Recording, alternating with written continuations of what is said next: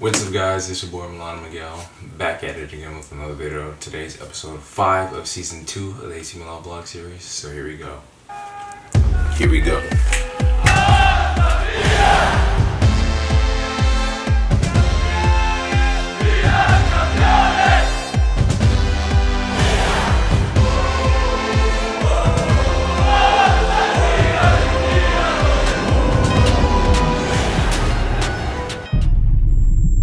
Match day 5 in the Italian Serie A, and we're looking to keep the unbeaten record going to 22 games. But before that, going into the match day, Gigio Donnarumma tested positive for COVID, along with John's Peter Hogg. Very disappointing, but we wish them both a speedy recovery. With that being said, we had Tătăruşanu making his debut for the Rossoneri. Now, he did feature in preseason, didn't have the best of games, but you know, everybody deserves a second chance, right? Starting lineup: Tătăruşanu, Calabria, Kier, Romagnoli, Theo Hernandez. In the back we have the dynamic duo Benacer and Kessié, and then in the midfield we had Alexis Salamakers, Hakan Çalhanoğlu, who recovered from his ankle injury, Rafael Leao starting on the left, and Zlatan Ibrahimovic. Now I have to say, Milan got off to quite the impressive start, scoring a goal in 2 minutes. It was just high intensity, high pressing. Milan got the ball, and creds to Rafael Leao for the pass that he flicked on to find Ibra. Just a beautiful pass, found Ibra, left unmarked, and Ibra takes the shot on goal. Milan go up 1-0 in 2 minutes. Now, as a Milan fan, of course you're ecstatic and you're like, we just went up 1-0 in 2 minutes. So we needed to keep that intensity, and we did for the most part, but then we let Roma start settling in. Roma would keep pressing and eventually would get a corner kick, and in the 14th minute, Edin Dzeko would step up with his big head and score. To be honest, Romagnoli was at fault for that goal. He didn't man mark Dzeko enough. And yes, Dzeko is a bit taller, but he should have given Dzeko a bit of more problems. But that was just the beginning of problems for Milan. Additionally, on that corner kick, even though Romagnoli didn't really mark his man as well as he should have as a defender, Tătăruşanu just came out, didn't get the ball, and just left a wide open net, basically gifting a goal to Roma. And that's when you start to scratch your head and you're like, is this really the way that we're gonna go out in this game? It was a terrible goal for Milan to concede, terrible from Tătăruşanu, terrible mistake, especially on your debut in a big game where we're trying to get 3 points at the San Siro. And it seemed like the ball just dropped after Dzeko's goal. It seemed like Milan just kind of lost themselves. That high intensive energy that they came out with in the first half when they got the goal from Ibra, assisted by Leao, it just went down. It just seems like they were settling. They're playing a bit lazy, a bit sluggish. And fair enough, you can say fatigue is starting to settle in with all the games that they're playing on Thursday and then playing on the weekends. It's starting to settle in and kick in, but after that, like, it just wasn't good. Like, we needed to turn up the intensity, and we weren't. And creds to Roma, they did a very good job of holding down that midfield. Benacer, Kessié, and Hakan Çalhanoğlu could not really create in that first half, and that first half could have been a better performance for Milan. You know, after scoring that goal, we should have tried and pressed for a second one.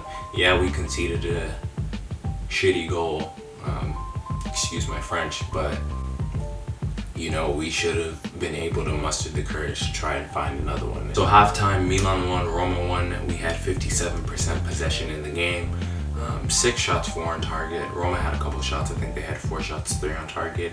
It wasn't terrible, but definitely we could have been the better side. So I'm thinking, you know, going into halftime, we have to repeat what we did in the first half, and Pioli has to get his boys a kick and be like, hey, you know, the game isn't over yet. We still have 45 minutes to turn this around. And that's kind of what they did. We came out the half, and again, lo and behold, 2 to 3 minutes after the start of the half, we find a goal. In the 47th minute, we had another goal come in, assisted by none other than Rafael Leao, yet again, 2 assists in this game, finding a beautiful pass to Alexis Saelemaekers, who had a beautiful finish right into the top of the net. Milan go back up 2-1 in the 47th minute. Again, last week I talked about Saelemaekers being an improvement and, you know, being a contributor to the team, and today he brought that to the table. It's great to see a performance like this from Leao. We need more of this from Leao. Pioli said it this season that this was the season that Leao needs to prove himself, and he's showing a little bit more. I expect a little bit more, some consistency, but he's getting there. In the 71st minute, a very, very controversial call was called, okay? So what happened was there was a ball in the box. Pedro was going for it, but then Benacer basically shielded the ball. Pedro ends up stepping on Benacer's toe. They both go to the floor. The ref points to the spot, and Benacer is protesting, saying, "I didn't do anything. Pedro stepped on my foot." It doesn't go to VAR, the system that we have implemented for clear and obvious errors. So Roma get a penalty. Jordan Veretout steps up, he slots it home. Obviously we don't have Gigio Donnarumma, so that goalkeeper presence is kind of lacking. And right after Veretout, you know, converted that penalty, who also was wanted by Milan last year, Samu Castillejo and Krunic would come on, replacing Alexis Saelemaekers and Rafael Leao. And I think it was kind of harsh letting Leao come off, but it seems like Pioli-ish, letting Leao come off after 60 to 70 minutes. And then 7 minutes later, after they enter the pitch, a penalty was awarded for Milan on the other side of the pitch. Now, the contact on this play was not a lot, but to be fair, the penalty that was given to Roma wasn't really a penalty, so it was canceled out. Both of those penalties weren't penalties. So I guess you get a goal, basically. Zlatan steps up, slots home the penalty in the 79th minute, and you're thinking, yo, Milan just has to close it out. It's 10 more minutes, and we get a win, and that's 5 for 5.